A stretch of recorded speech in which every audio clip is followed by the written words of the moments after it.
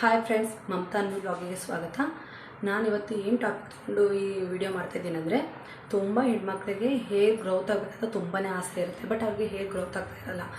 ಅದಕ್ಕೋಸ್ಕರ ನಾನು ಏನು ಯೂಸ್ ಮಾಡ್ತೀನೋ ಅದನ್ನೇ ನಿಮಗೂ ಹೇಳಬೇಕಂತ ನಾನು ಈ ವಿಡಿಯೋ ಮಾಡ್ತಾಯಿದ್ದೀನಿ. ಹೇರ್ ಗ್ರೋತಿಂಗ್ ಮಾತ್ರ ಅಲ್ಲ, ಡ್ಯಾಂಡ್ರಫ್ ರಿಮೂವ್ ಸಹ ತುಂಬಾ ಉಪಯೋಗ ಅಂತ ಹೇಳ್ಬೋದು.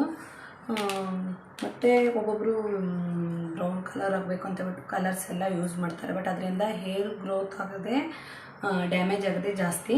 ಬಟ್ ಆದರೆ ಇದರಲ್ಲಿ ಕಲರಿಂಗು ಆಗುತ್ತೆ, ಹೇರ್ ಗ್ರೋತು ಆಗುತ್ತೆ ಮತ್ತು ಡ್ಯಾಂಡ್ರಫ್ ರಿಮೂವ್ ಆಗುತ್ತೆ.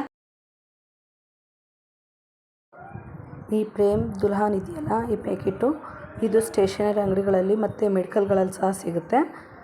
ಇದನ್ನು ಒಂದು ಬೌಲಲ್ಲಿ ಹಾಕಿಬಿಟ್ಟು ಇದಕ್ಕೆ ನಿಂಬೆಹಣ್ಣು, ನಮ್ಮ ಹೇರ್ ಎಷ್ಟು ಗ್ರೋತ್ ಇರುತ್ತೋ ಅದ್ರ ಮೇಲೆ ಡಿಪೆಂಡ್ ಆಗುತ್ತೆ ಎಷ್ಟು ಪ್ಯಾಕೆಟ್ ಯೂಸ್ ಮಾಡಬೇಕು ಅನ್ನೋದು.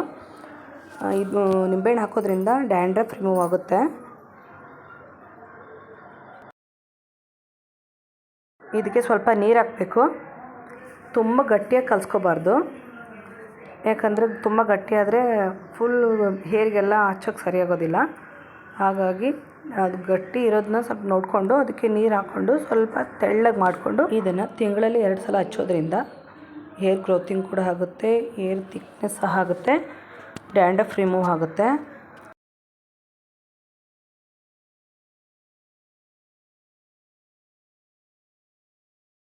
ಇದನ್ನು ಈ ರೀತಿ ಕಲಸಿ ಮಿನಿಮಮ್ ಅಂದರೆ ಒಂದು 2 ಅವರ್ಸ್ ಆದರೂ ಹಾಗೆ ಇಡಬೇಕು.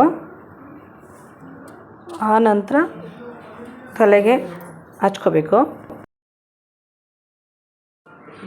ಕೂದಲನ್ನು ಬಗ್ದು ಅಂದರೆ ಬೈತಲ್ಲೇ ತೆಗೆದು ಹಚ್ಚೋದ್ರಿಂದ ಕೂದಲಿಗೆಲ್ಲ ಚೆನ್ನಾಗಿ ಹತ್ತುತ್ತೆ ಮತ್ತು ಡ್ಯಾಂಡ್ರಫ್ ಎಲ್ಲ ರಿಮೂವ್ ಆಗುತ್ತೆ.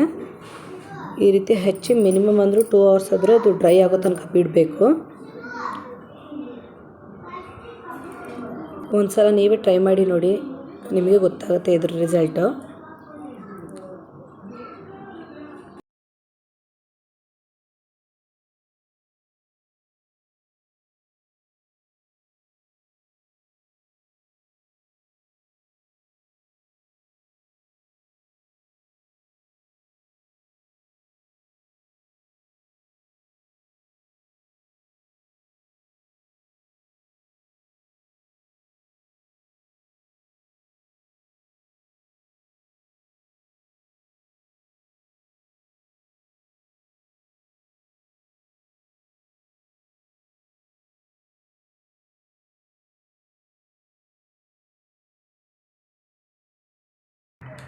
ನನ್ನ ಟಿಪ್ಸು ನಿಮಗೆ ಇಷ್ಟ ಆಯಿತು ಅಂದರೆ ನನ್ನ ವಿಡಿಯೋನ ಲೈಕ್ ಮಾಡಿ, ಶೇರ್ ಮಾಡಿ ಮತ್ತು ಕಮೆಂಟ್ ಮಾಡಿ.